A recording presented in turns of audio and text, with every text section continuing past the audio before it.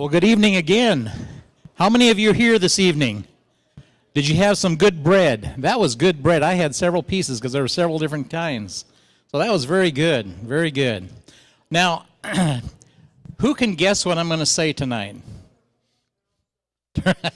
Yeah, turn off the cell phones. By the way, my name is Pastor Steve. For those that may not know, Pastor Steve Evanson. I'm the pastor here. And we've invited Pastor Tim Rosenberg to come and share with us about Islam and Christianity. Now, is there anybody here tonight that has been every night so far? Raise your hand. All right, good, good. We're giving away that book after 8 nights. And if you want to look at it, it's back there on that table. So check that out. And the soup with tonight, there was 5 different soups. Was there 6? There were 7? Wow. Ken, no wonder you're so full. All right. Well, how many of you are ready to get into tonight's subject? I know I am. Let's bow our heads as we have prayer this evening, and let's begin. Father in heaven, I thank you for this series that is here in Fairbanks this evening, and we ask that we would see Jesus, we would understand his words through the scriptures, and we would realize what time it is that we're living in. Help us to understand these things. Help us to check it out in the pages of your word. These things we ask in Jesus' name. Amen. Pastor Tim, come share with us.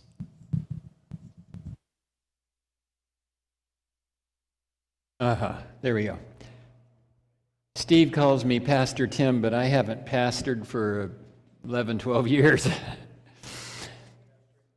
But anyway, I have the joy of traveling full-time doing these kind of seminars. And it's fun to watch people's eyes kind of light up as they're learning stuff. Tonight we're looking at the role of Islam in this growing conflict. Now, there are some people here that are here for the first time, so I'm going to do just a really, really quick overview. In Daniel, you have a series of kingdoms that come into Israel from the north, and it doesn't matter where their capital is, it's the direction of invasion. It starts first with Babylon, which Jeremiah calls a kingdom of the north. Then you have the Persians come in, and they come in, and Jeremiah called the Medes and the Persians an assembly of great nations from the north. And then you have the Greeks. They come in from the north with Alexander the Great. And then it divides 4 ways, but he cares only about 2, which is papal-led Christian. I'm getting ahead of myself. He cares about 2, the Seleucid north, Ptolemy south. Those are both Greek empires. They fight back and forth, and Jerusalem gets caught in the middle. From that time on, Jerusalem is in the middle, and so are God's people of faith. Then Rome comes in, occupies the whole thing around the Mediterranean, and then the Roman Empire breaks up, and when it does, you have Islam that comes in from the south. Then the Pope calls for war, and you get the Crusades, and then followed by the Ottomans and the time of the end. 3 periods of holy war. And again, my definition of a holy war is when both sides act like the devil in the name of God. And when you act like the devil, you're not of God. It's kind of simple. 3 conflicts: Crusades, Ottomans, time of the end. And some people ask me if they have the same God, and here's the simple truth. Jesus said that you will know who his real disciples are, his real followers, if they love each other, love their enemies, and do good to those who persecute them. So the question was in the Crusades, was it the jihadists or the crusaders that loved their enemies? And the answer is neither. And so my answer to do they have the same God is this. There are many Muslims and many Christians who are worshiping the same false god of force, fear, and anger, do it our way or else. And yes, Christians have been in that category too. Just check the Inquisition. But there are some Christians and some Muslims who have found or are in search of the same true God of love, truth, peace, and forgiveness. And by the time I get done tonight, I will be able to show you how God is pulling a group out of Islam that will truly follow Jesus in the Bible. Now, you need to understand some definitions.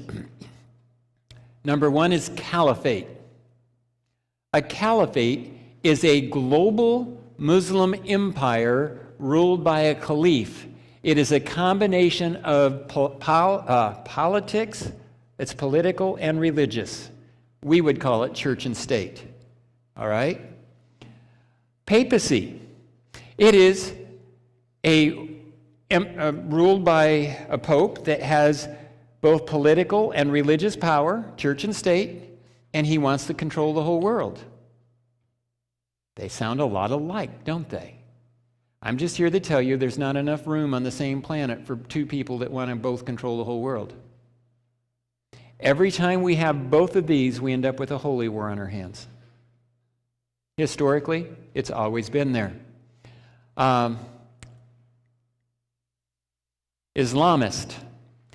These are what you might call radicals who want to bring about a global caliphate, and they want to establish their capital in the city of Al-Quds, otherwise known as Jerusalem, to the rest of the world. Let's see if the radical Muslims, the Islamists, want Jerusalem as their worldwide capital. Do you think there is any chance that Daniel could be right that Jerusalem gets caught in the middle? There's pretty much no way to avoid it. I didn't understand all this when I first started studying Daniel 11. But I started seeing it and understanding it more and more as time went on. These Islamists include the Muslim Brotherhood, the Islamic State, Al-Qaeda, Erdogan of Turkey, Iran, and others. They all want Jerusalem. The moderate Muslims are those who are opposed to a caliphate by force, and these are the people that have signed Abrahamic Accords with Israel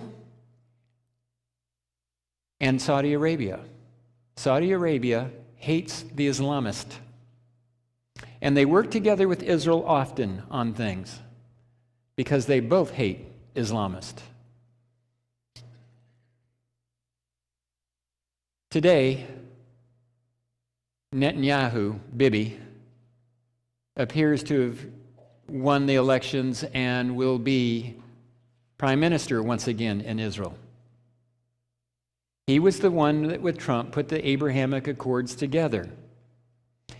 He's been in the process of writing a book about his own life, and he wants to add some chapters. One of the most important things he wants to do is to add Saudi Arabia to the Abrahamic Accords. And that was an article I was reading before he won the election. Actually, I was reading that article just a couple hours before it was announced that he was winning the election.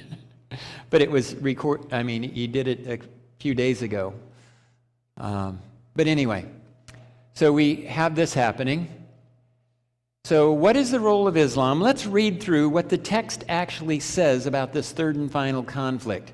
It's Daniel 11, verses 40 to 43. Here's what it says. At the time of the end, in other words, there's no guesswork that this is the time of the end. It says so. All right? The king of the south shall attack him, the him being the king of the north. So I believe the king of the south is Islam. It matches the history, and we'll go through that together. But at the time of the end, king of the south, Islam, hits against the king of the north, and the king of the north shall come against him like a whirlwind with chariots, horsemen, and many ships. He shall enter the countries, overwhelm them, and pass through. He shall also enter the glorious land, which is Israel, and many countries shall be overthrown, but these shall escape from his hand. Edom, Moab, and Ammon. That's western Jordan today. And the prominent people of Ammon. He shall stretch out his hand against the countries, and the land of Egypt shall not escape. He shall have power over the treasures of gold and silver, and over all the precious things of Egypt. Also the Libyans and the Ethiopians shall follow at his heels. folks, what's impressive here is when you look at the territories, Edom, Moab, and Ammon, western Jordan today. Egypt, pretty much Egypt today. Libya, oh man, that's all the rest of North Africa from Egypt over to the Atlantic, pretty much. And a bunch of the people, Abrahamic Accords people are coming, nations out of that area.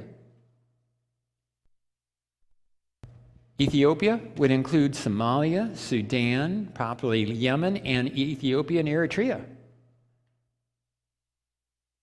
Interesting mix here, but when you look at that territory, it's majority Muslim area, especially if you take the ancient borders of Ethiopia. Current Ethiopia, barely majority Christian, but ancient borders, definitely majority Muslim. And so what am I saying? In the very names of the territories that go down when the king of the south goes down in this last conflict, it is describing Muslims. So it should be just glaring out at you, this is an Islam-Christian conflict. Now, let's take a look at how this happens. Muhammad begins his work somewhere around 612. And I think it was around 622 or thereabouts that he dies. Just a few years later, 634, 4 Muslim armies sweep up out of the Saudi Arabian peninsula. They come up through this territory, circle around, come back down, and they conquer all this area, 634 to 637. Very rapidly. And then they sweep across North Africa and head into Spain. Well, so my question is, in Daniel 11, King of the North will make its first invasion of Israel from the north. A king of the south will make its first invasion of Israel from the south. So what would that just make Islam? It hit from the south. While later, as Arab Islam begins to weaken a little bit, you have the Pope Innocent, calls for the Crusades, and they come sweeping in from which direction? The north. And you have a holy war. You have a caliphate, Arab caliphates. Pope calls for the Crusades, and you have a holy war going. Not that it wasn't already going, because these had been Christians in here, Byzantine Christians, and they'd all been pushed out by the Muslims. So Islam hits from the south. You can take a look at today's world, and this is a map of what Muslims would claim to be their territory, where it's majority Muslim. I know several nations in there that would object to this category. All right? I know I've been in Nigeria, and they would say, no, we're not so sure about that, but the northern part is Muslim, the southern part is Christian. And I remember when I went in there, somewhere about in here, city of Jos, a guy from the State Department said, whatever you do, don't go past Jos. He says it gets really dangerous above Jos. I just get out of the airport, and there's a guy holding my name. I walk over to him, I get in a SUV with him with tinted windows, and we take off. And we're headed northeast. I see the city of Jos going by at a high rate of speed. We're traveling 90 to 100 miles an hour. It's harder to hit a moving target. And I'm not kidding, that was the reason. And what do you do when we went past Jos. And as we're going by Jos, I said, how far are we from our destination? He said, about an hour and a half, 2 hours. Don't go by Jos, I think we're going to. The taxi cab slows down and stops in front of us. What do you do when a vehicle stops in front of you? What do you do probably here, unless it's on ice? You try and stop for it, right? If those of you in the military know better in those territories, you don't stop. You slow down a little bit maybe, you hit it, and push it out of the way and keep going. You do not stop. Because it may be a way to stop you, to shoot you to pieces. That was an interesting ride. But I can tell you, there are some interesting Muslims up in there, Boko Haram kind of group. But you take a look at this, and you kind of have the Muslim crescent to this day there, predominantly to the south, and there's the Christian world, predominantly to the north, even to this day. And then there's Turkey. And I got it striped, because I call it schizophrenic. It's politically aligned with NATO, the Christian nations. It's religiously aligned with Islam. Makes for some strange situations. But that kind of gives you an idea of that one.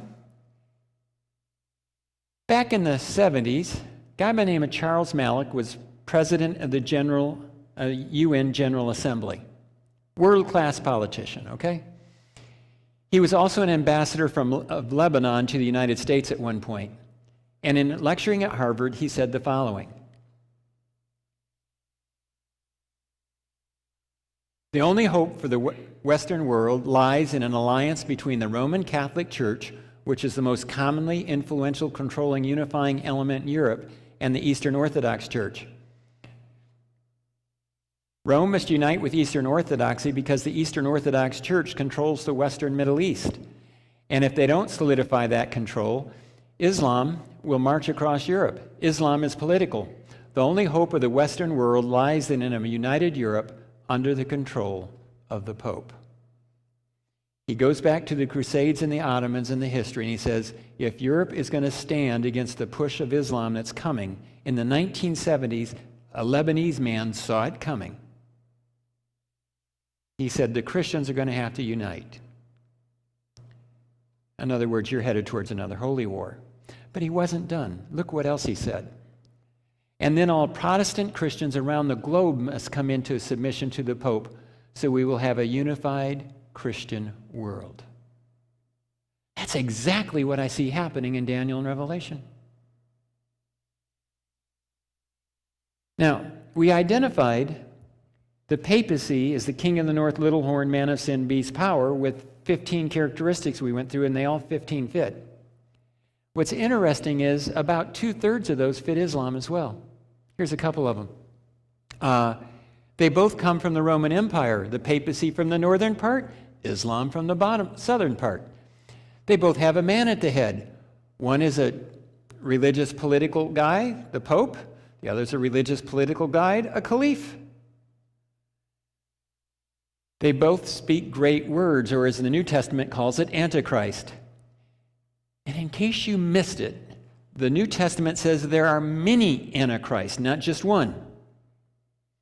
All right? And so Antichrist means either in place of Christ or against Christ. And the Pope puts himself in place of Christ, and the king of the south, the caliph, denies the divinity of Christ. One's in place of, the other's against. Which adds extra meaning to Martin Luther saying the two legs of Daniel 2. He sees one being Antichrist Islam, the other Antichrist papal system.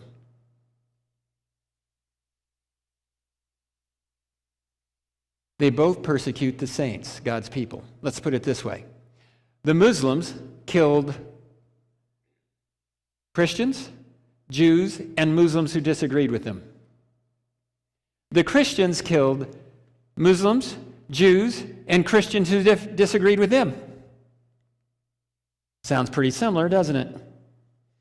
Guess where God's people always get caught? In the middle of that mess.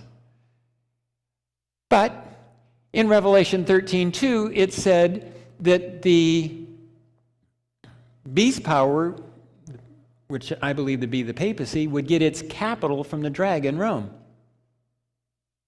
Well, the papacy actually got the capital of the Roman Empire, right?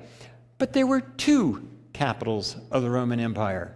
What was the second or secondary one? Constantinople, which is today known as Istanbul, which became the capital of the Ottoman Islamic Caliphate. The Pope got one, the Caliph got the other one. This is a lot of coincidences, folks. There are time prophecies for both of them. You have in Daniel and Revelation the 1260-day year prophecy. Fits the papacy. Arab Islam had a 150-year prophecy in Revelation 9. Turkish Islam had a 391 and 15-day year prophecy from Revelation 9:15. And a guy by the name of Josiah Litch, back in 1839, predicted the Ottoman Empire would, forgot the exact wording. It wasn't quite fall, but it would be broken in August of 1840. And then, early 1840, he said he could be a little more specific. It would actually be on August 11, 1840. And on August 11, 1840, the Treaty of London was put into place, where the Ottoman Turkish Caliphate Empire became a protectorate of the European nations. Pretty impressive. Right on time. Now, in Revelation, when it's done with the first 150-year time period, it says, "One woe is past, behold, still two more woes are coming after these things." So you have Arab Islam woe 1, and then 2 after it. But can somebody do the math for me? What's 1 plus 2? 3. There are 3 conflicts between Islam and Christianity in Revelation, and in Daniel, there are 3 conflicts as well. That's pretty interesting.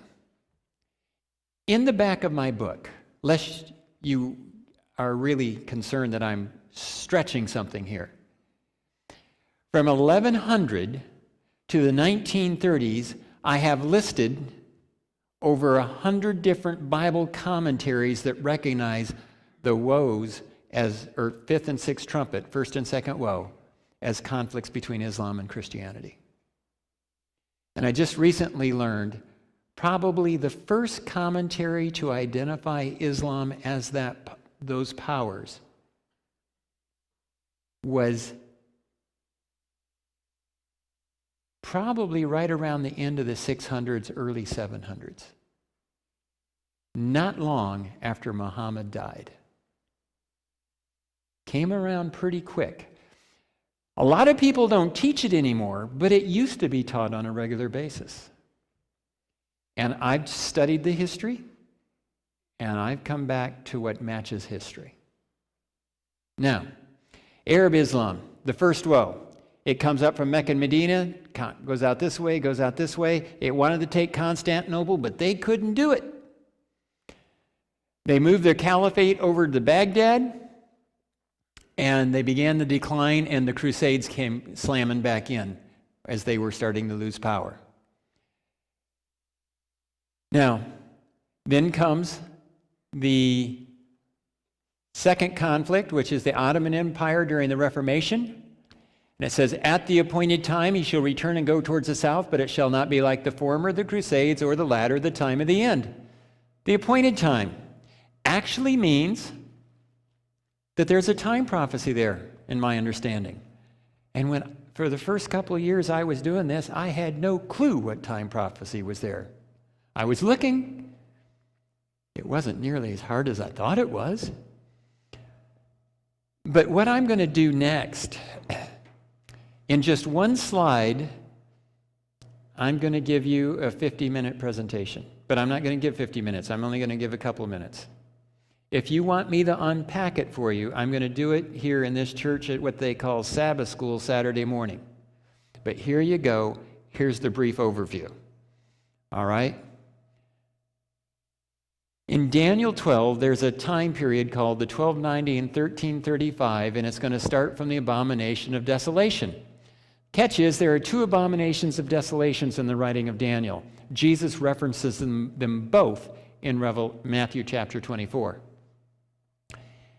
He says from the abomination of desolation, with the fall of Jerusalem, it happens in 70 AD. Well, if you go 1290 years, it's the beginning of Wycliffe's ministry. You go 1335, it brings you to 1405, which is the year John Huss becomes the first practicing reformer. Oh, theoretician of the Reformation, first practicing reformer. And the second conflict is about Ottoman Islam and the Reformation. So, yep, that would have something to do with that.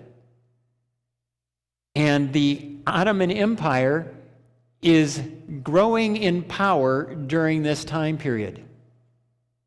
And in 1453, they take Constantinople. The Reformation and the Ottomans are strong between these lines.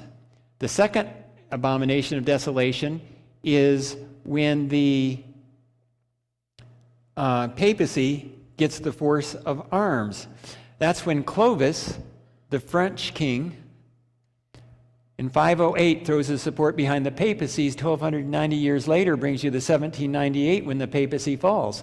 1335 brings us down to 1843-44, which is interesting. That's just after the Ottoman Empire goes down. I want you to notice something. During this time period, it's the introduction to the time of the end. You have the rise of the Ottomans and the rise of the Reformation. They're both strong. And during this time period, they both go into decline. The Ottomans become a protector to the European powers, and the Reformation accepts Counter-Reformation theology. And put it this way. How many Protestants do you know that are still protesting against the papal system? Not too many, right? And the turn happened during this time period. This is the introduction to the Ottoman second conflict. This is the introduction to the time of the end conflict. The players are put together here, and the players for the time of the end are actually put together in here. It's a very interesting deal. And between these two white lines, you have the rise and fall of the Ottoman and the Reformation Empire. After it is the time of the end, before it is the first conflict. The former, the appointed, the time of the end. It's interesting. Those bookends give you the position of all three conflicts. Now, Daniel 11:29 tells us,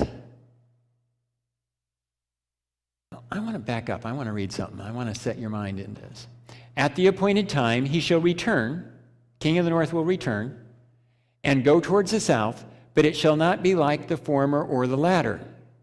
In the first one he got Jerusalem, and the last one he gets Jerusalem, but this one he won't. Why not?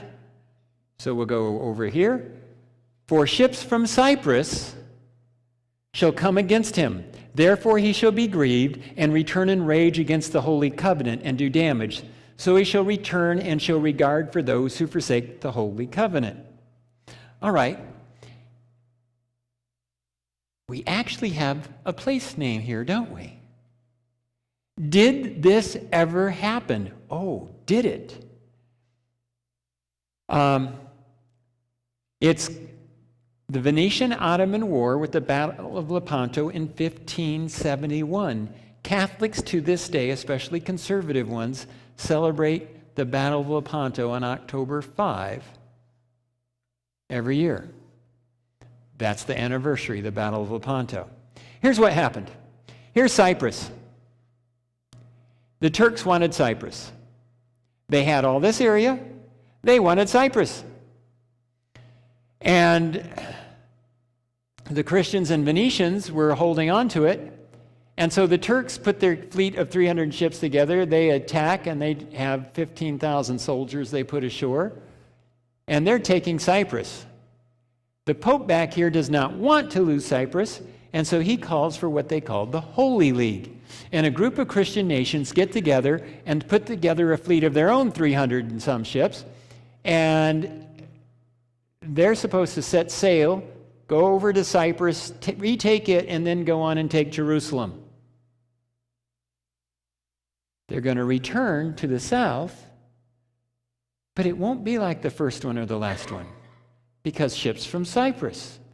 Well, the Muslims, after dropping off their soldiers and taking Cyprus, they headed west, and the two fleets met right about in here in what is now the Battle of Lepanto. One of the largest naval actions in history up to that point. 600 ships slammed together. I mean, they actually slammed together. It's hand-to-hand combat, along with cannon fire and musket fire, and it was brutal stuff. And in just a few hours, somewhere around 50,000 men died. Bloody day. The Christians won. The Muslim fleet was decimated. The Christian fleet, victorious, was so badly damaged that it turned around and went home, and the Muslims kept Cyprus. Where did those ships come from that stopped them? Cyprus. Daniel never misses. Now, look at this. You have between the Sistine Chapel and St. Paul's Chapel, there's this huge meeting hall. And on the wall, the Pope had them paint this gigantic picture, probably about half the size of this black curtain or larger on the wall. And it is this painting of the Battle of Lepanto, very stylized. The Muslims are on this side. They have the skeletons.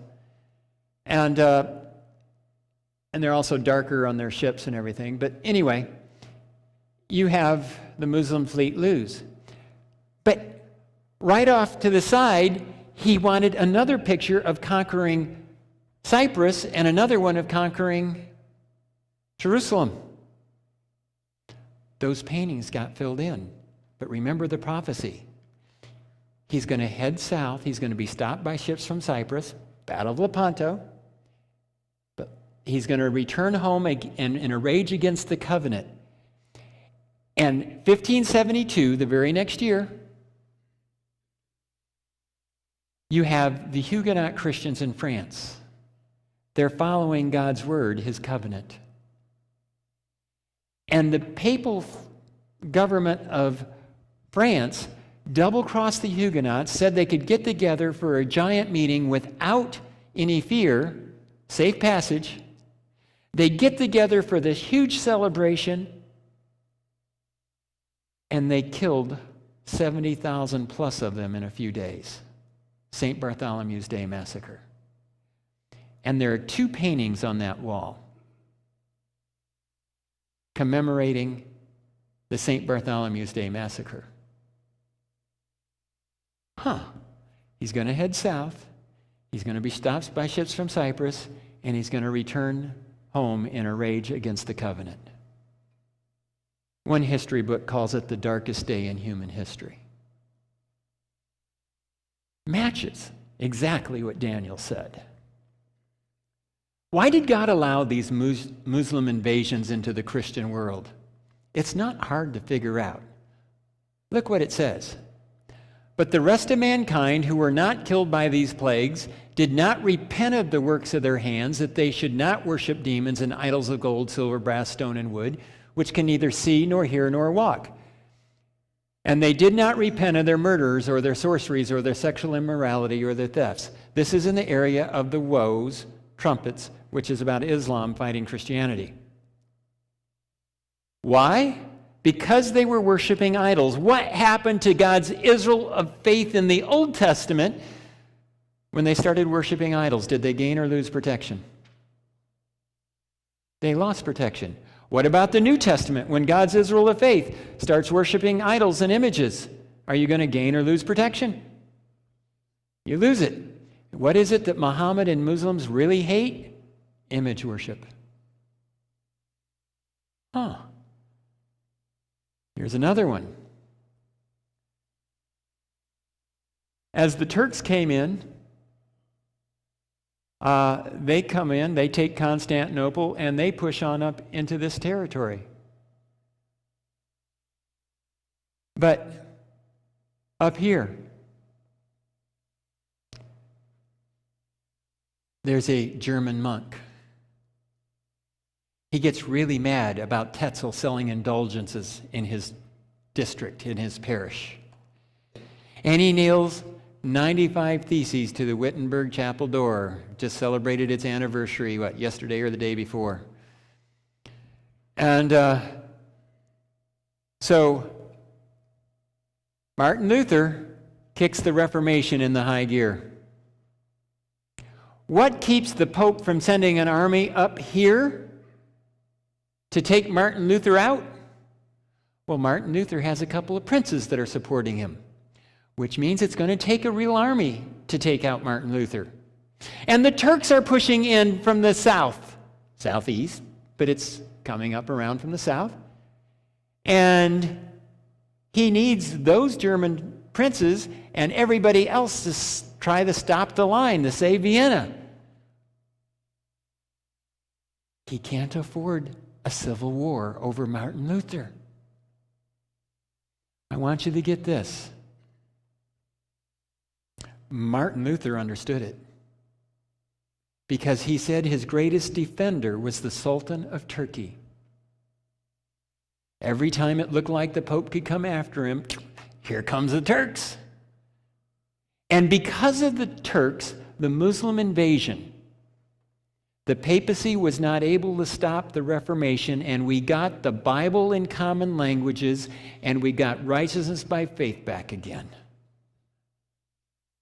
To a large degree, you can thank the Muslims for that. Remember Romans 8:28, God will work how many things for good? All things. What did God do in the Old Testament when he needed a revival? He let them be invaded to bring about revival. It's the same thing. It will come back with power. The king of the north, the papacy, got its deadly wound in 1798 from the French. Well, I graphed that out. It's kind of a crude graph, but it works. 538, when the papacy is given political and religious power in Rome. 1,260 years later, 1798, it loses it.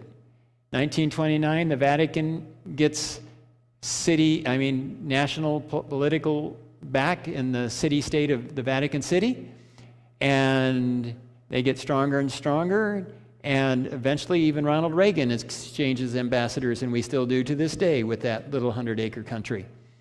That says they reach their peak of power when all the world follows the beast, and they collapse when God sets up his kingdom. All right. Now, I knew that history. I was also fortunate enough to be involved in high school in something called a lab school. A lab school, this lab school, just meant we were a laboratory for a university. And so the education department of the university used us for guinea pigs. And we'd get all kinds of student teachers and all the time. It ended up that we had some pretty decent teachers that way. Because, if you want student teachers to come in, you don't want really sloppy teachers teaching them how to teach, right? And in high school, I could take things like Islamic history or Japanese literature and all kinds of stuff as classes. I didn't know why that was going to become valuable later in my life, but it did. And I knew quite a bit in general about Islam, and over time I'd been learning some, and one time in a hotel in Texas, I had nothing better to do, so I start playing with Daniel 11, which is what I do. I start thinking about Daniel 11 when I'm not doing something else. And I plotted out this, and then I thought, I wonder what it would look like if I plotted out the Islamic power curves on the same piece of paper. Now, it was like I knew Islamic history in one hand and Christian history on the other, and I'd never overlapped them. Look what happens when you do. Arab Islam up into the Crusades. Ottoman Islam, the Reformation. Israel comes on the scene, and the Muslims stop fighting with each other quite so much. They get oil money, they discover terrorism, and they're now considered one of the greatest threats to the civilized world. It's kind of interesting how similar they are, isn't it? We've got some time of the end allies, folks. I'm going to talk about those Saturday morning. I've been learning so much about Daniel 11 and its fingers that go out into the other areas. I was talking to Pastor Steve. I'm trying to figure out how to integrate it all, but I'm still struggling with that. And so, for years I was doing a 10-day seminar, but what do you do with the new stuff I've learned in the last couple of years? There just wasn't enough in any of these presentations already, right? It's hard to fit it in. So I'm probably going to be restructuring 4 or 5 of the presentations to get time of the end allies in. But I'm just going to have to mention a couple of things now, and if you want the detail, you can show up at their worship service on Saturday at 11 o'clock. Is this. About the time of the end, or the deadly wound in 1798, in Revelation 13, a power comes in at the deadly wound around 1798. The United States. We talked about that in presentation 3. If you missed it, check out 3. In Revelation 11, I believe, well, it says at the end of the 1260, right around that time, you have a power that comes up. It's the French Revolution, and out of it comes Marxist socialism. And it says, when this is done, the second woe is past, behold, the third woe is coming. The Marxist Revolution, let's just go, French Revolution in the 1840s morphs into evolution, and Karl Marx turns it into Marxist socialism in the 1840s. That's within that introduction to the time of the end. And you can look all over the world, and you have the United States and the papacy on one side, and Marxist socialist and Islam on the other side. Case in point, Ukraine. China and Russia, North Korea, Iran, Syria. The most effective soldiers they have right now are Chechens, Muslims. And they're after getting Iranian soldiers and military hardware in there now. Iran is now looking at sending ballistic missiles to Russia to use in Ukraine. And Russia's Wagner Group is going in the collecting U.S.-trained special forces Afghanis to go fight against the Ukrainians. Interesting. While the United States and their allies are pumping money in arms on the other side. All over the world, these two are in opposition. The king of the north with their allies, the king of the south with their allies. And next week, a week from today, you will even have that battled out in your elections. It comes down that close. The radical left one direction, radical right the other way, and you're probably somewhere in the middle, and you're getting caught in the middle. Now, Crisis Magazine, conservative Catholic group, lest you think I'm the only one that's thought of this. Not since the Cold War have we experienced such violent political, cultural, and spiritual unrest. Not since the Civil War has our country been divided so bitterly against itself. Our civilization is under attack from the far left within and radical Islam without. That's the conservative Catholic viewpoint on this. The Stream, a Christian group of Protestants and Catholics, conservative Christians. This is an interesting one, titled Christian Nationalism or Gay Sharia. There really is no option C. Gay Sharia? What do Muslims do with homosexuals? Typically kill them, which makes it really interesting when the radical left and radical Islam join together. And they do. But this was interesting. Monkeypox. Heard of that one? For a little bit, it was a big thing trying to get us worried again. Now, it's not good for those that got it, but it's mostly transmitted by sexual contact.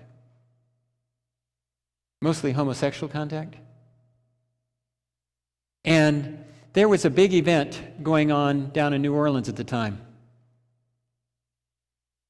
Over 200,000 homosexuals were getting together for a big party in New Orleans called Southern Decadence. And the CDC couldn't get their courage up enough to say it wasn't a good idea to allow that to happen during an outbreak of monkeypox in that community. But during COVID, they could tell you couldn't open your churches. This is what they were getting at in the article. So it says, Christian nationalism or gay Sharia, there really is no option. See, I'm here to tell you there is. It's called the center, caught in the middle. Loving people on both sides. Does Jesus love everybody all the way around you and all the possible positions around you? Yes. As a Christian, you should love everyone. And if your politics gets in the way of loving people, your politics is in the way. Because Jesus needs to be number one. I'm here to tell you, no politician saves you. Only Jesus saves you. No political party saves you. Only Jesus saves you. No church saves you. No culture saves you. Only Jesus saves you. And in the time of the end, we've really got to keep that straight. We got to get really clear-headed and realize Satan is trying to pull us apart, individually and in groups, and we've got to refuse to let it happen to us. King of the North and the King of the South and the whole left-right thing is united with them. That's why the subtitle of the book has their parallels in left-right politics. Now, could it happen that Islam and the papacy really go after it? Well, let's take a look. Apocalyptic viewpoints of Muslims. End-time prophetic viewpoints of Muslims. Here we go. Sunnis. These are the Arab Muslims predominantly. War in Syria. And it will create chaos in the world. And out of the chaos, the Muslims will conquer the world with God's help. In case you didn't notice, there's been a war in Syria for some time now. They think that's it. Shiite Muslims, Iranians, they believe in the 12th Imam. He went down a well back in the 9th century. As a young man, he's going to come back up in a time of chaos. And Iranian leaders believe that their job is to create the chaos, and then the 12th Imam will take over, and God will take over the world for Islam, and everybody who disagrees will be put to death, and all the world will be at peace because everyone will be Muslim. That's how they figure it would come. They also believe there will be an Antichrist character called the Dajjal, and Jesus, along with the 12th Imam, either way, the Sunni or the Shia both believe Jesus will show up and take out the Antichrist-type character and help set up everything in Al-Quds, otherwise known as Jerusalem. So yeah, with that kind of a background as their belief system, you can bet something bad's likely to happen around Jerusalem. Muhammad Badiya, the Muslim Brotherhood's supreme guide, confirmed the necessity for every Muslim to strive to save Al-Quds, Jerusalem, from the hands of the rapists, meaning the Israelis, and to cleanse Palestine from the clutches of the occupation, deeming this an individual duty for all Muslims. A high Iranian that was Sunni viewpoint. Here's an Iranian. A high Iranian politician believes the Syrian revolution could be the catalyst for sparking worldwide conflagration that will usher in an era of Muslim domination of the world. And then there is a book, Thunder of Justice. It's a Roman Catholic published book by a group of lay people. It's not official of the church. And interesting, it says this. Oh, I'll have to tell you what it says, yeah. Pages 342, 343. These were visions supposedly of Mary of how the world was going to end around the year 2000. Didn't happen. But some of it came very close. And they believed that there would be a Muslim that would stand up and become the Antichrist. And it would be in a war in Syria that he'd come out of it. Interesting, the Muslims are saying almost a mirror image of that. Many evangelicals now believe that the Antichrist is Muslim. Wally Chubat, Joel Richardson, Joel Rosenberg, Tim LaHaye kind of, and some others. Glenn Beck put out a film called Rumors of War II some time ago that says Islam would be the Antichrist. When I say some time ago, it was around 2009.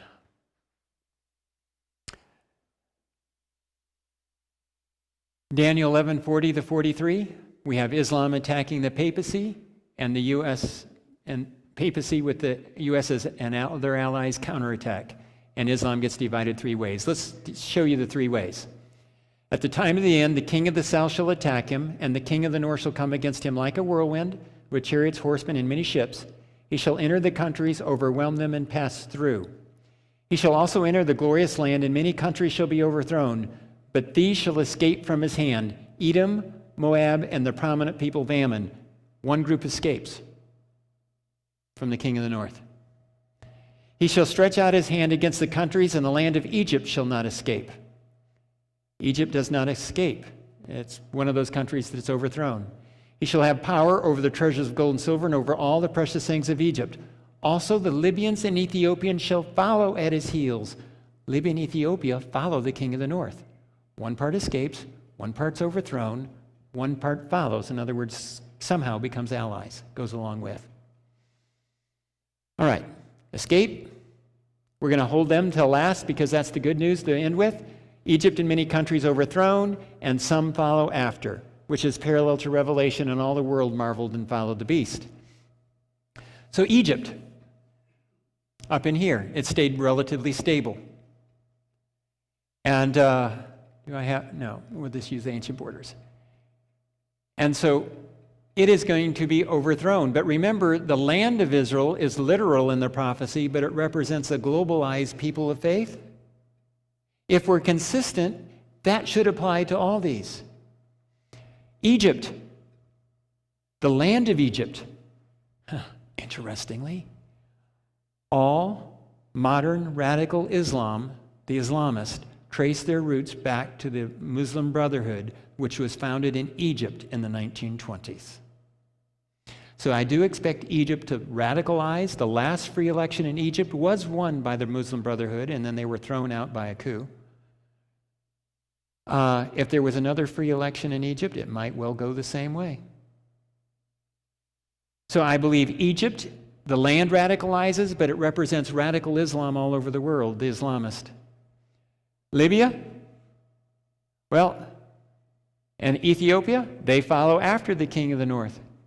The land, I believe, will actually do that, the countries, but they represent moderate Muslims all over the world that choose to say, hey, we don't like radical Islam either, don't kill us, we'll cooperate with you. And they will. So how does this happen? Let's get into that. 2011, my book came out and I had some expectations. Bible prophecy is interesting, and when you put your expectations out there, you can get yourself in an interesting position. So 2011, I said radical Islam would anger the Pope sometime in the future. The Pope would call for war against radical Islam. The United States and their allies would be the military enforcer. Radical Islam would be overthrown, moderate Islam would follow papal-led Christianity, and some Muslims would follow Jesus and the Bible. That was my expectation. In 2014, in sequence, it began. Just 3 years later. There we go. July 1, 2014. Abu Bakr al-Baghdadi, the self-proclaimed leader of the Islamic State stretching across Iraq and Syria, has vowed to lead the conquest of Rome as he called on Muslims to immigrate to his new land to fight under its banner around the globe. First day of the first functioning caliphate since the Ottoman Empire. And on day one, he says his target is Rome. I didn't realize it would be that blatant on day one. The prophecy is the king of the south will push against the king of the north, which is Rome. Oh. What you are now going to see is the whirlwind unfold. These stories are in date order. And I've had to thin it way down. All right. How long would it take the Pope to call for war once we had an Islamic caliphate? It only took 5.5 weeks. Pope Francis appealed to world leaders on Thursday to help end the crisis in northern Iraq after a sweeping advance by radical Islamic State militants forced thousands of residents of Iraq's biggest Christian town to flee their homes. His Holiness addresses an urgent appeal to the international community to take action to end the humanitarian tragedy now underway.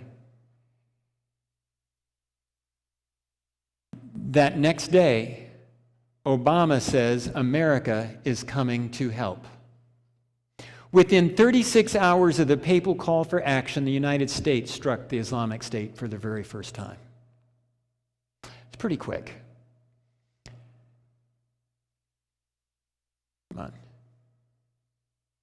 That should put us into the third conflict. People for years before were saying, oh, Tim, we're already in it, 9/11. I said, no, it doesn't count. Why not? Well, before the Crusades, there was a lot of fighting going on before the Crusades. The scripture is picking this off when the king of the north, the Pope, calls for holy war. You have the Crusades, then you have the response to the Ottomans, the Holy League, and then you have the time of the end. So it's got to be based on a papal response. The Pope in 2001 told the United States to back off and not be so militarily involved in attacking Afghanistan, etc., in Iraq. This time, the Pope called for it first, and then the U.S. hit. This matches the description.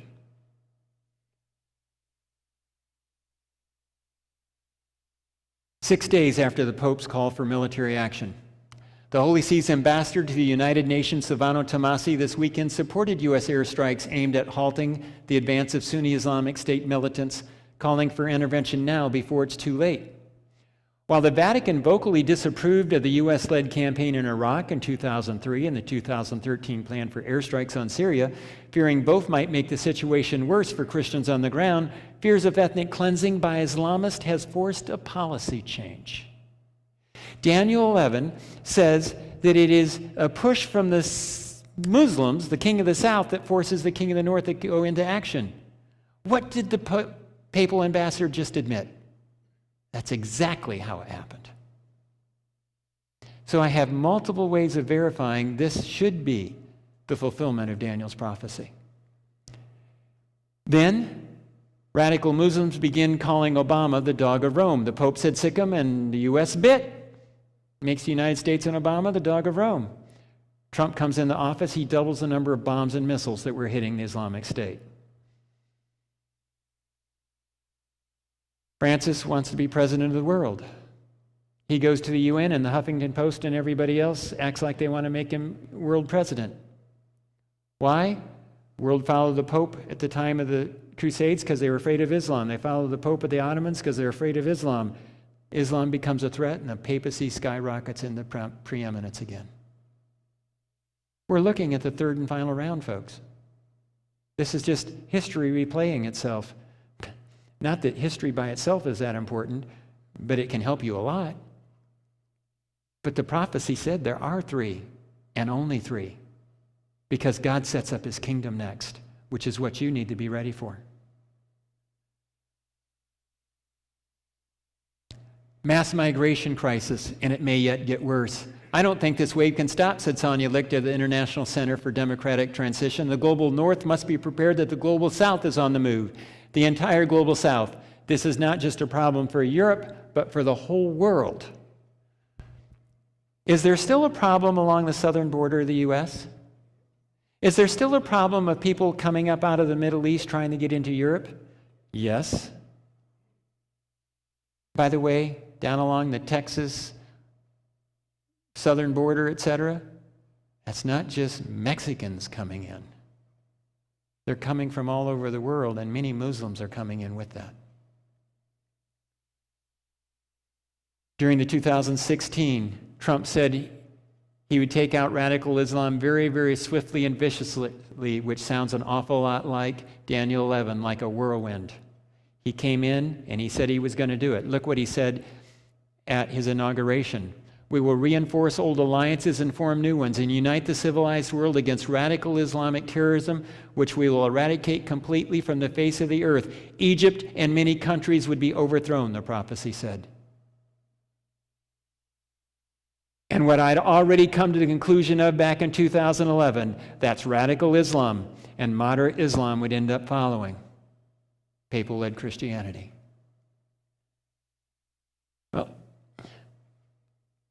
and he wanted to do what? Reinforce old alliances and form new ones. He was forming new ones with moderate Muslim nations to take out radical Islam. Just as expected. Trump said he's going to open a U.S. embassy in Jerusalem and recognizing it as the capital of Israel. Whoa, that got some Muslims mad. Where do they want their caliphate capital? In Jerusalem. And so within 6 days, you have a meeting in Turkey. Look at this. Soleimani, commander of the Al-Quds forces, is the Iranian special forces, says his nation is ready to support Palestinian forces in the Gaza Strip days after the U.S. recognized Jerusalem as Israel's capital. Okay. Iranians are Shiites. Palestinians are Sunni. And when Trump says he's going to make Jerusalem, or recognize Jerusalem as the capital of Israel, some of the Shiites and some of the Sunnis decide to bury the hatchet and join together to fight against Trump. I am not sure that was accidental. Trump may well have been trying to make his enemies self-identify who they were, so he knew who to kill.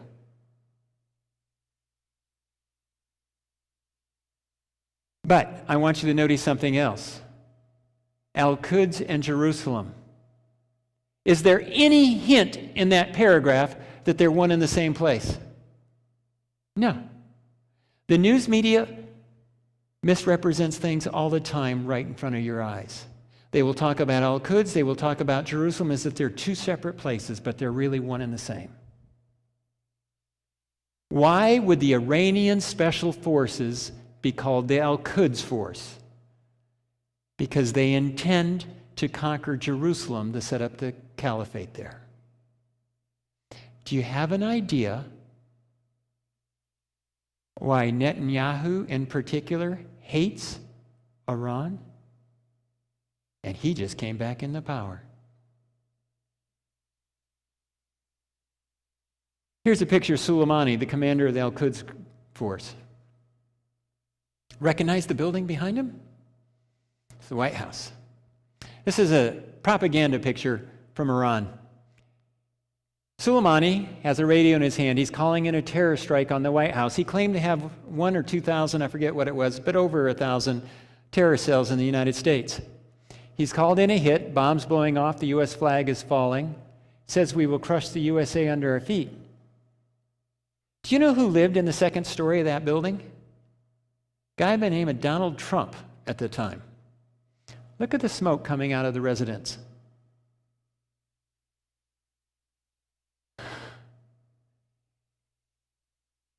If you were to attack Donald Trump, does he take it lightly? No. Everybody should have figured that out by now. How'd you like to be Soleimani now?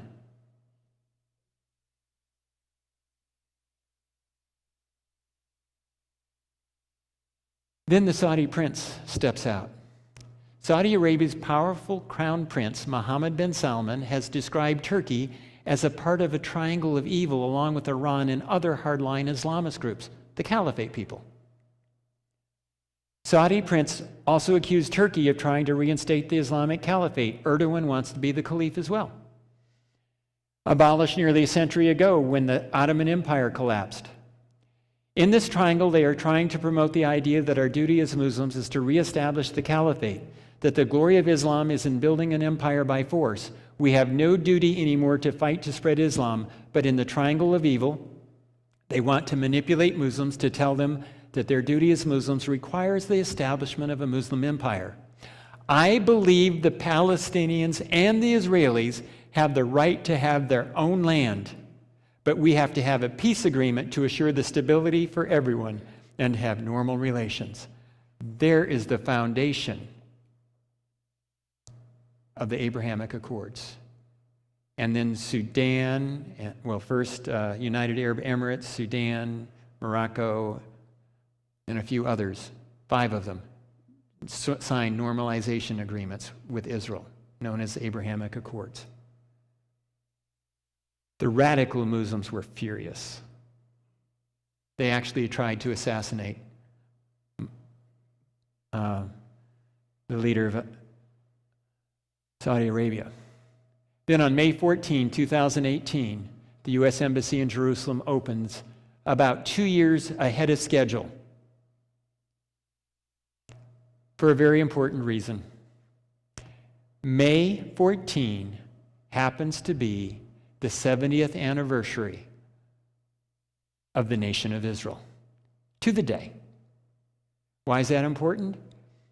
A coin that is suggested as the temple tax coin by the temple group that's ready to rebuild the temple might give you an idea. In the background, you have a guy by the name of Cyrus the Great, who after 70 years of captivity said to the Jewish people, Jerusalem is yours. They returned to Jerusalem and they rebuilt the temple. After 70 years, notice 70 years both times, after 70 years of statehood, Trump said Jerusalem is yours, and they believe they will rebuild the temple. And they have Trump on the front of the coin.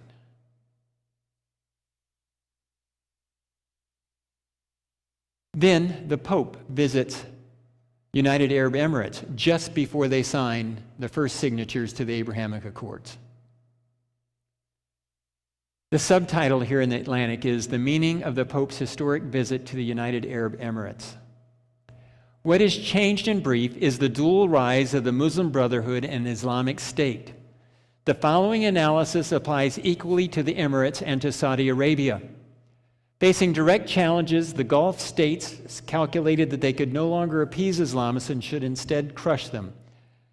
September 11, 2001 had a bunch of Saudis involved in that attack. That was while they were turning a blind eye to radical Islam in Saudi Arabia. Then, after going after the U.S., etc., they were also going to go after the rulers of Saudi Arabia, which woke up the rulers. And they began to behead Saudis that were radicals. That is precisely what they have done, both in the UAE and Saudi Arabia. The institutional authorities of Islam and the political authorities with which they are aligned have just bought themselves an institutional ally, the Pope, if not a theological one. Whether the alliance keeps the theological barbarians at bay is another question. They're moderate, non-Islamist countries that are opposed to the caliphate by force. We're siding with the Pope, then with Israel. Why is it that they would side with Israel? Because Israel is more predictable than the United States. Because it depends on if you have a left or a right-leaning politician in charge in the United States. Because if they're leaning left, they'll give all kinds of room for Iran to do stuff. If they're leaning right, they'll attack Iran. And the Saudis don't trust Iran. They don't want Iran to have nuclear weapons. And they know one country is definitely not going to be in favor of nuclear-armed Iran. That's Israel. That's why this is happening. It's all about radical Islam. And God had it all in His Word long ago. Here's another Iranian propaganda picture.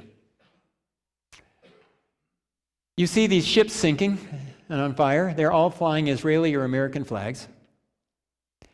And you can see what's in the distance. Dome of the Rock. I've been in there. Interesting place.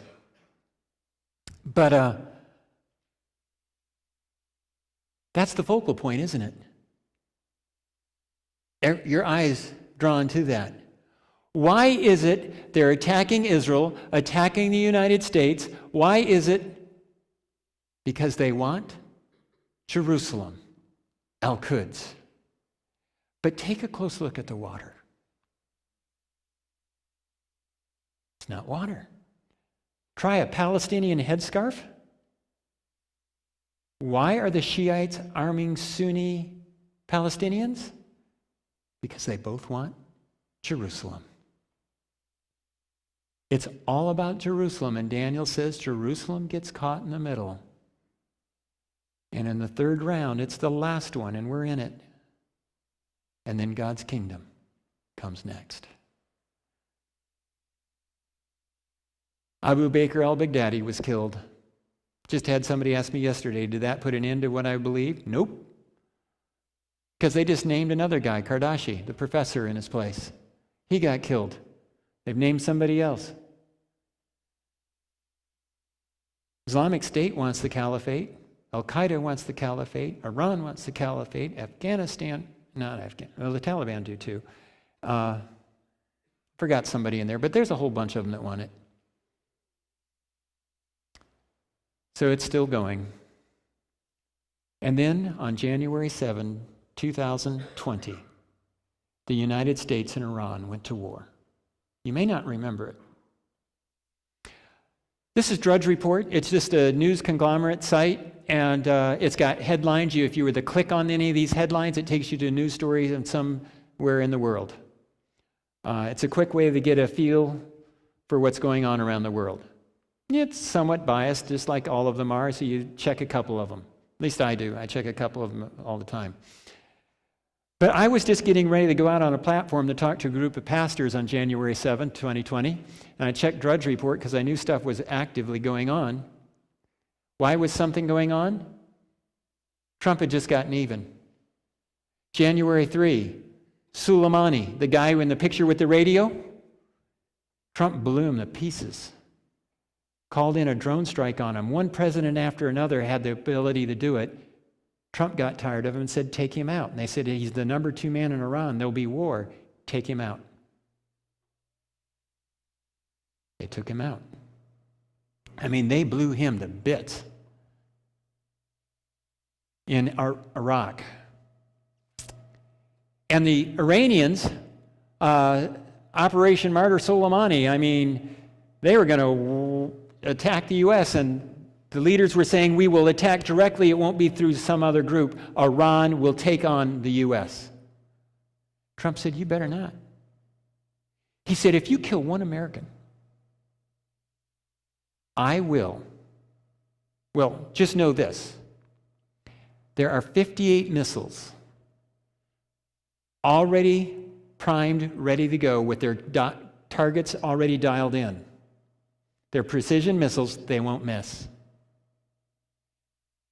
And the targets, 58, one for each hostage during the Jimmy Carter years Iran hostage crisis.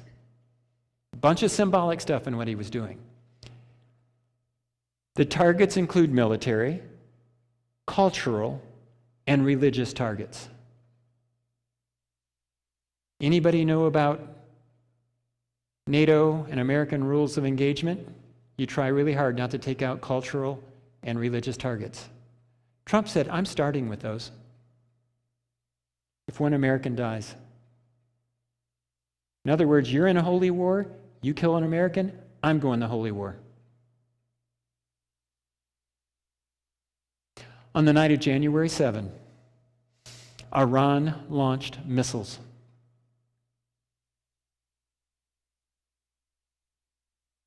At American bases. How do you attack American bases and not kill anybody? They intended to kill people. But no Americans died. Oh, it was close. Somewhere between 50 and 100 American soldiers got brain concussions that night. That's from being way too close to exploding missiles. But nobody died. I believe, in the terminology of Revelation, the four angels holding back the winds of strife, God said, my people aren't ready yet. Because this world almost exploded on January 7, 2020. But because no Americans died, Trump held fire. And it's interesting.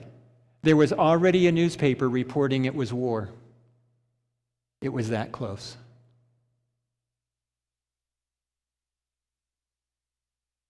Did it change the Muslims' viewpoint any?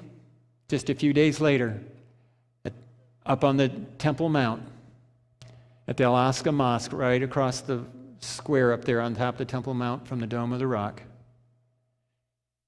Siam can be seen telling the enthusiastic crowd that 3 prophecies would soon be fulfilled, that the rightly guided caliphate will be established, that Jerusalem will be liberated and established as its capital, and that Islam would achieve world domination.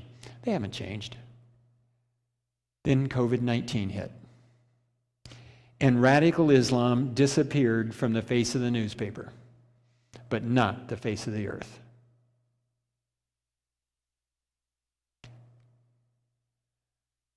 Remember on June 11, I was getting ready to do a seminar. I didn't do very many for a while during COVID.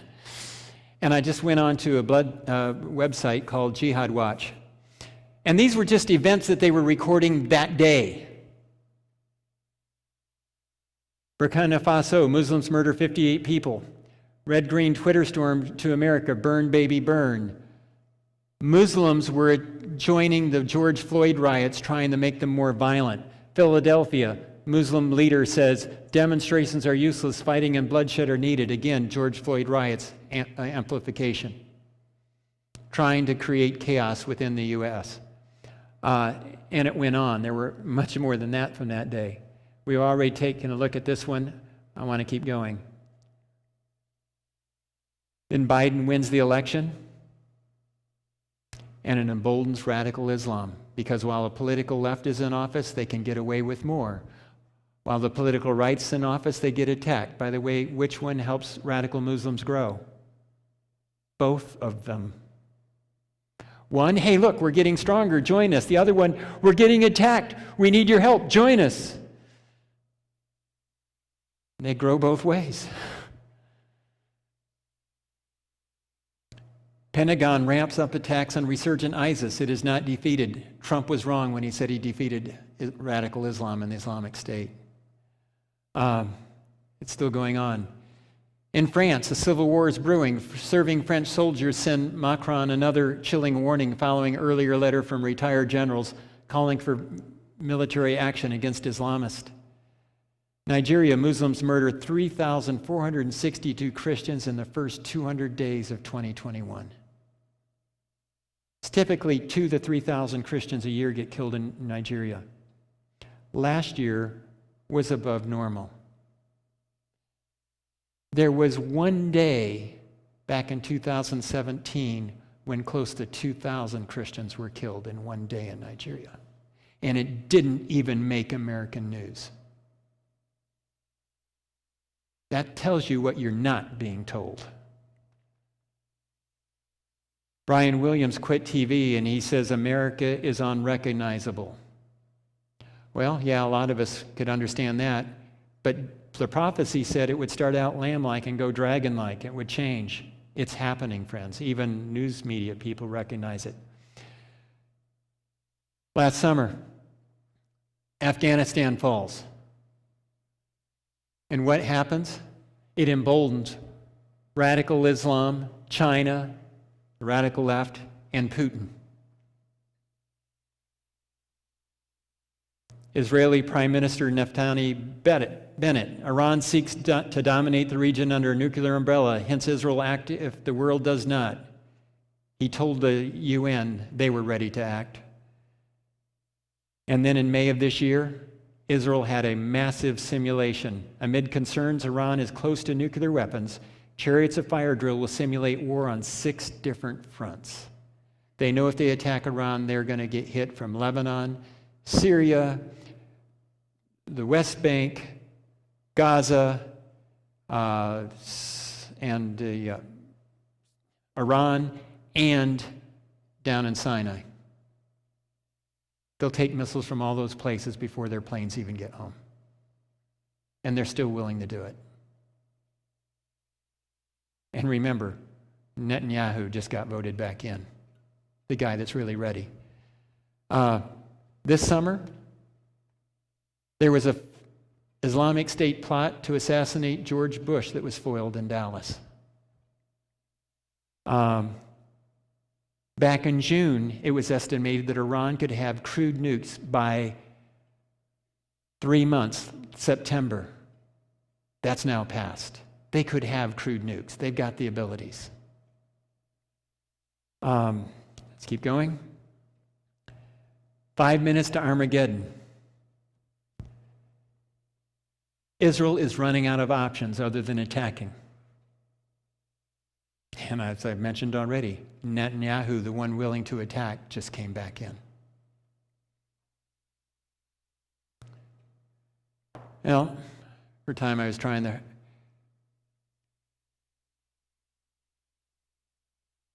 This is interesting.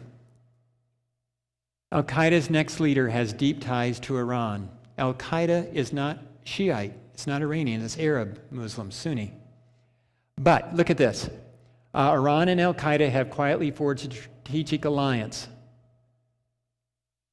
So their current leader had been hiding in Iran since 9/11. Their previous leader killed this year in Afghanistan. Now, you have to understand, Al-Qaeda was not supposed to be in Afghanistan. The Taliban said, no, Al-Qaeda's not here. We don't allow them to be here.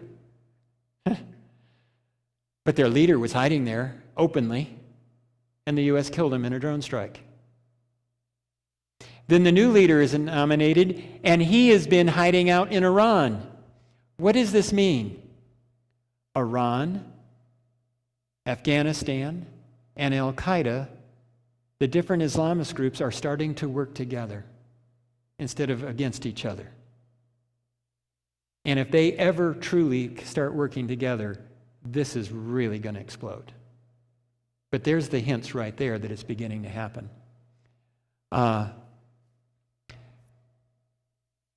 You have, for years, conservative pundits have been warning about the red-green axis. Red, Marxist socialism; green, radical Muslim. So it's already beginning to happen.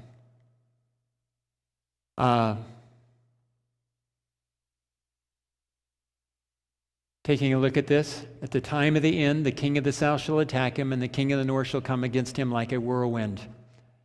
So, what do we have? Can you see now how this can happen? The world is so angry. Papal-led Christianity and their allies, Islam and their allies, hit it. It would be very rapid once it really goes into full operation. It could be said that it's already fulfilled, but I think it gets more intense because the Islamic State Caliphate came in and got taken down.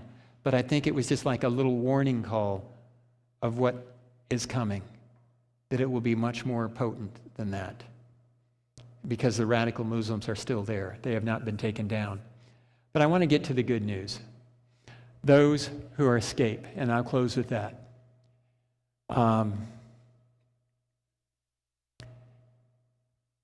These shall escape from his hand, Edom, Moab, and Ammon. A few verses later in Daniel 12:1, it tells us what's going on. And at that time your people shall be delivered, every one who is found written in the book. The word for delivered and the word escape are the same word in Hebrew. So these people who escape are delivered by the coming of Jesus Christ. And in Revelation, those who dwell on the earth will marvel, whose names are not written in the book of life when they see the beast. Edom, Moab, and Ammon, they don't follow the king of the north, papal-led Christianity. And if they don't follow papal-led Christianity at this point in history, that means they have to be in the Lamb's book of life, which is really good news. Thessalonians says, and they shall not escape, but you, brethren, are not in darkness, so that this day should overtake you as a thief.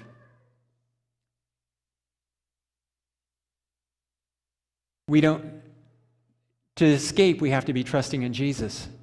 Amos 9, on that day I will raise up the tabernacle of David, which has fallen down, and repair its damages, and rebuild it as in the days of old, that they may possess the remnant of Edom and all the Gentiles who are called by my name. Edom. It's Edom, Moab, and Ammon that escape. And here Edom is, when Jesus resets up the kingdom of David, Edom's going to be a part of it. It's Edom, Moab, and Ammon that escape. So I want you to take a look at something. If you look at the Davidic kingdom, Edom, Moab, and Ammon were inside the line. They become a part of God's Israel of faith. Western Jordan and the nation of Israel geopolitically, literally, are side by side. They are also, it's the friendliest border Israel has right now. And on the global scale of the people, God's Israel of faith and a group out of Islam come together to form his Israel of faith at the end. Now, Joel says this, and it shall come to pass afterward that I will pour out my spirit on all flesh. Your sons and your daughters shall prophesy. Your old men shall dream dreams.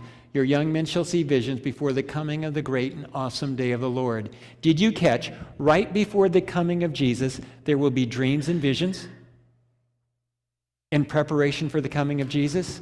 And in our world right now, friends, by the hundreds of thousands, Muslims are having dreams and visions of Isa, the righteous one, Jesus, who tells them that they must trust in him as their Lord and Savior for forgiveness of sin, and that they should follow his book, the Bible, as their authority for life. Let's see, if somebody's trusting in Jesus and following the Bible, they're my brothers and sisters in Christ. I want you to know something. They don't call themselves Christian, because to do so would not be wise. Do you know why? In the Muslim world, if you would say that you're a Christian, you are considered to be a traitor, because Christians are crusaders sent out by the Pope. And if you call yourself a Christian, you are considered to be a follower of the Pope, thus a traitor. But they're not a follower of the Pope. They're a follower of Jesus and the Bible. So they call themselves followers of Jesus and the book, the Bible. When I walk into a mosque, and I do on occasion, I do not say I'm a Christian. I do not want to confuse them, because I am not a follower of the Pope. I walk in and I say, I'm a follower of Jesus and the book. I have some fun. I tell them, I don't drink alcohol. I don't eat pork. I believe in the whole book, not half of it. And they look at me and say, who are you? I said, I told you, I'm a follower of the book. Then we have a discussion, and I tell them about this prophecy. And almost always, very rarely have I ever run into a radical mosque or a radical Muslim when they're saying, well, they want to kill me, actually. Almost always they're going, they don't like radical Islam either. They want to see it go down.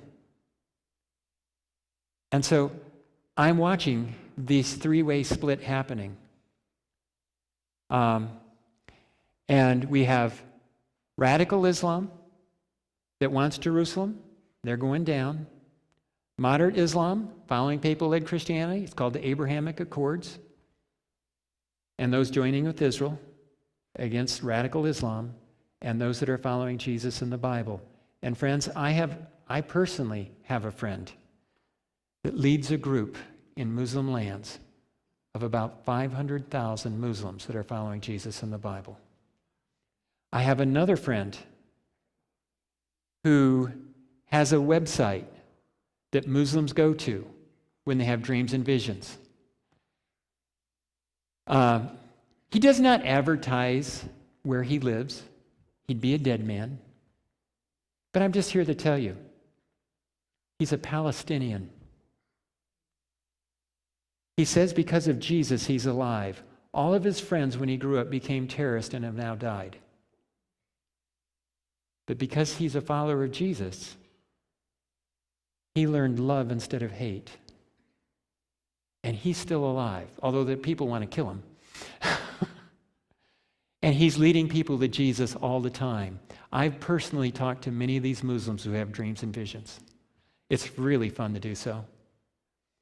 But friends, if Daniel 11 says there's going to be a final conflict with Jerusalem in the middle, and it's beginning to happen, and God says he's going to pour out dreams and visions just before he sets up his kingdom, and it's already happening, what does that tell you?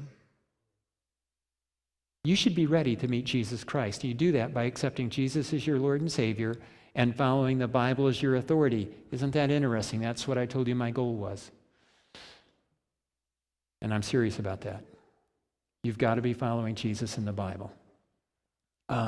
Romans said, now it's high time to wake out of sleep, for now our salvation is nearer than when we first believed. The night is far spent, the day is at hand. Therefore let us cast off the works of darkness and let us put on the armor of light. What happens next is what we pick up after this.